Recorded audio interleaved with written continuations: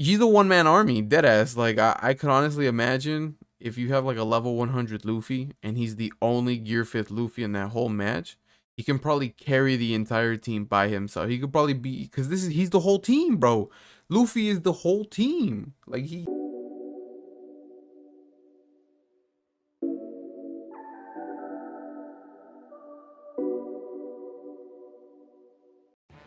Yo, what up, guys? It's your boy Navi Drizzle, and today we finally got Gear 5th officially announced. We finally know what he is. He's a green defender that can swap into not only a runner, but also an attacker. So he ended up being all three, right? I predicted he was going to be a runner into an attacker, but he starts off as a defender, a green defender, which made sense, right? I did predict he was going to be a green unit, because like I said before, we had 2 blue EXs, we had 2 red EXs, and only 1 green EX before this Luffy dropped, so it only made sense to keep it even 2, 2, and 2. And from what I saw, man, this dude's a monster. He most likely is the best unit in the game now. But let's take a look at him. And yeah, so let's take a look at his trait 1. When knocking back an enemy, increase defense by 20%, increases up to 70%, but resets once KO'd. So if you get 4 knockbacks, you'll get the full increase. It caps out at 70%. And you increase your speed 20% for every 10 seconds. Okay. When an area around when in the treasure area, reduce damage received by 30% and increase damage dealt by 20. Alright, that's not bad. And from what I saw in the gameplay, what they showed was that every time you go on the defender, or you're in your own like treasure area, you become a defender. So I guess this is actually a pretty good skill for him, because once he's a defender in his own treasure area, he'll be doing a lot more damage as to like being an attacker. After holding down the skill button during the first hit of the normal attack combo. Okay, yeah. So this is what we saw. So we thought this counter attack was gonna be a 4th skill, but it turns out, I believe, just like Diamante. I think Diamante has a counter as well. I have to double check. But if you hold down the second one, it becomes a counter, and if they hit it, you do knockback. You increase your defense. It's super nice. It's actually pretty interesting because you have characters like Zoro who they have resist stagger, so they can keep attacking. So if you pop this, you can knock them back and actually give yourself some breathing room. It's actually very nice. Trait 2, when you knock back an enemy, recover HP, and you recover HP, and skill 2 cooldown by 15%. Yeah, dude, like being able to master that counter attack is going to be very crucial for this guy's gameplay. Because that's an easy HP, right? Like that's an easy heal and cooldown time. When your HP is more than 50%, remove status effects. Okay, that's not bad. And then when attacked by an enemy whose parameters are boosted, remove stat. Okay, good. So this means when you get attacked by Film Red Shanks, who has his red hockey state, you remove the hockey state. Zephyr, whenever he's in his state, you can remove that. When this trait activates, it also nullifies status effects applied to the enemy. Does not apply to invincibility. Also reduces the cooldown time of skill 2 by 7%. Okay. So yeah, if you get hit by Shanks with red hockey, you get skill 2 cooldown. It removes their thing. Which is good, right? It's definitely good to balance out the meta. But you just gotta be careful now. Film Red Shanks definitely got a nerf from this.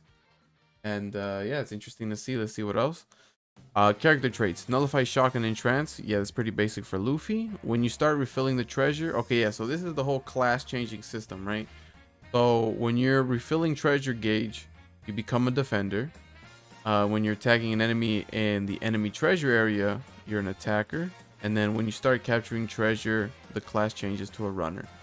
So this is what makes Luffy versatile. This is what makes Luffy probably the best unit. From what I've read so far, he's probably the best unit in the game, because you literally can play how you want to play, right? He is the freest unit.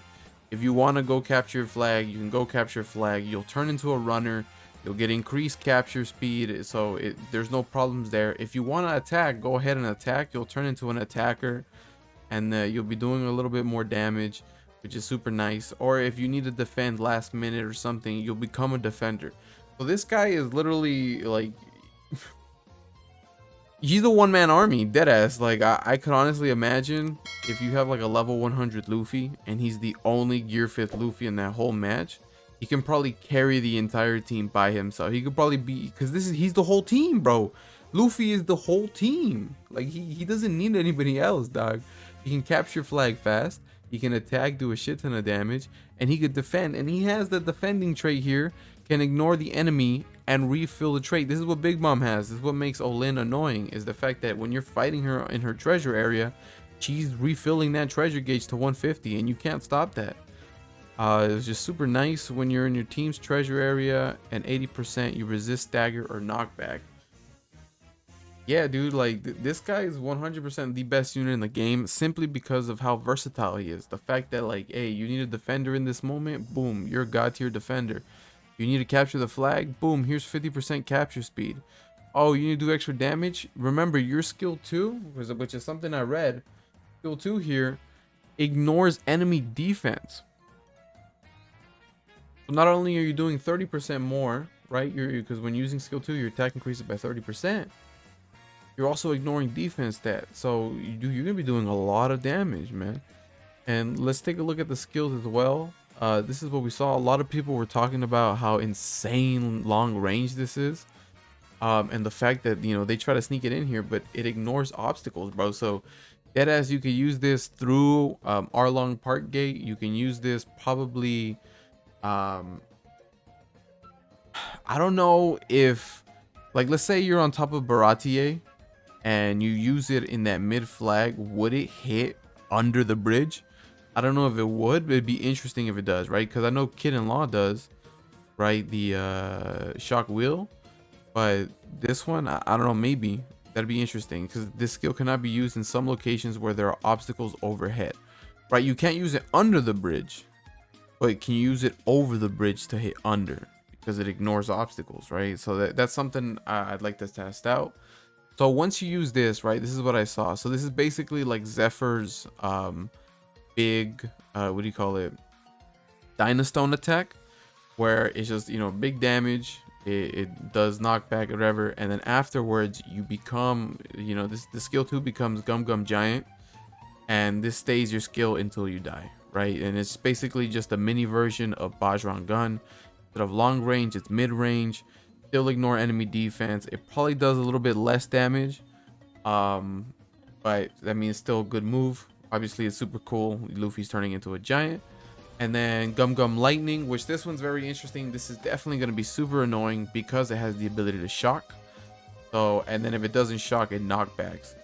And it also ignores obstacles. So this is basically Fulgora. Like, this is 100% Big Mom's Fulgora, being able to, you know, through the gates of Arlong Park, up the you know, the stairs, the Thriller Bark, you'd probably be able to hit mid flag with her. Like, dude, the more I read about this Luffy, the more I can see he's definitely probably the best unit in the game. And here they even tell you, right, his skill 1 has invincibility, and so it's just like, hey, yo, attack somebody through the walls. If you know, you need to dish it out. How what's the cooldown time on this? 28 seconds. If you build them skill 1 cooldown on, dude, the Kaido metal set would probably be very good for this guy, dog, because not only are you defensively capable, right? So if you get hit, you're getting that skill 1 from Kaido, but then you're also, when you capture with the hybrid Kaido metal, you get 8% cooldown on skill 1, right? And then, yeah, and then recover 30% HP and reduce, and skill, dude, you'd be getting 28% skill 1 cooldown if you're using the hybrid Kaido metal. Yo, I feel like that's probably the best option for this Luffy, dog. It's definitely that. Which is super interesting, right? They definitely gave him, he stacks defense. So the best guys to deal with this dude are characters that ignore defense, right? They have attacks and abilities that ignore defense. Which I guess is kind of similar to the same predicament we have with Claw right now. When Claw stacks his defense, he is very tanky, and he's unkillable. And I can imagine this Luffy, since he's a defender, he's gonna have very high defensive stats.